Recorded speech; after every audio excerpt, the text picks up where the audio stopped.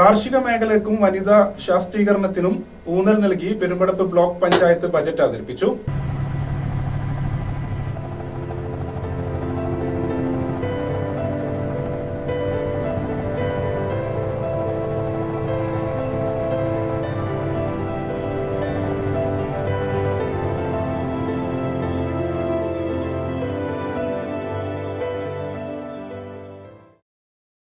₹20,52,75,567 രൂപ വരവും 19,33,77,793 ചെലവും ₹1,18,97,774 രൂപ നീക്കിയിരിപ്പുമുള്ള 2026-27 വർഷത്തെ മിച്ച ബജറ്റ് ബ്ലോക്ക് പഞ്ചായത്ത് വൈസ് പ്രസിഡന്റും ധനകാര്യ സ്റ്റാൻഡിംഗ് കമ്മിറ്റി ചെയർപേഴ്സണുമായ സാബിറ ഷറഫുദ്ദീൻ അവതരിപ്പിച്ചു. സ്വയം തൊഴിൽ സംരംഭം ആരംഭിക്കുന്നതിന് 18,25,000 രൂപയും നൈപുണ്യ പരിശീലനത്തിന് പരിപാടിക്ക് 2 ലക്ഷം രൂപയും വകയിരുത്തിയിരിക്കുന്നു.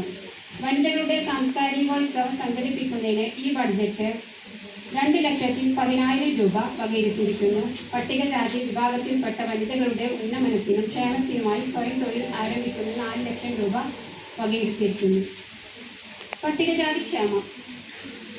പട്ടികജാതി വിഭാഗത്തിന്റെ ക്ഷേമത്തിൽ എന്നും ബ്ലോക്ക് പഞ്ചായത്ത് എന്നും വളരെ ശ്രദ്ധ നൽകിയിട്ടുണ്ട്. പട്ടികജാതി വിഭാഗത്തിൽ കുട്ടികളുടെ പഠന നിലവാരം മെച്ചപ്പെടുത്തുന്നതിന്റെ ഭാഗമായി പഠനമുറി ഒരുക്കുന്നതിന് 22 ലക്ഷം രൂപ വകയിരുത്തിയിട്ടുണ്ട്. സ്വയം തൊഴിൽ സംരംഭം ആരംഭിക്കുന്നതിന് 4 ലക്ഷം രൂപയും പരിശീലന പരിപാടികൾക്ക് 4 ലക്ഷം രൂപയും വകയിരുത്തിയിട്ടുണ്ട്. ബ്ലോക്ക് പഞ്ചായത്തിന്റെ നിയന്ത്രണത്തിൽ പ്രവർത്തിക്കുന്ന മുക്കുതല പ്രീ മെട്രിക് ഹോസ്റ്റലിന്റെ അടിസ്ഥാന സൗകര്യ വികസനത്തിന് 7 ലക്ഷം രൂപയും SC ഗ്രൂപ്പുകൾക്ക് വാദ്യോപകരണങ്ങൾ വാങ്ങുന്നതിന് 2 ലക്ഷം രൂപയും വകയിരുത്തിയിരിക്കുന്നു. കാർഷിക മേഖലയ്ക്കും വനിതാ ശാക്തീകരണത്തിനും പട്ടികജാതി ക്ഷേമത്തിനും പൊതുജന ആരോഗ്യ മേഖലയ്ക്കും കലാകായിക സംസ്കാരത്തിനും ഭിന്നശേഷി വിഭാഗത്തിനും ഊന്നൽ നൽകിയ ബഡ്ജറ്റാണ് ബ്ലോക്ക് പഞ്ചായത്ത് അവതരിപ്പിച്ചത്.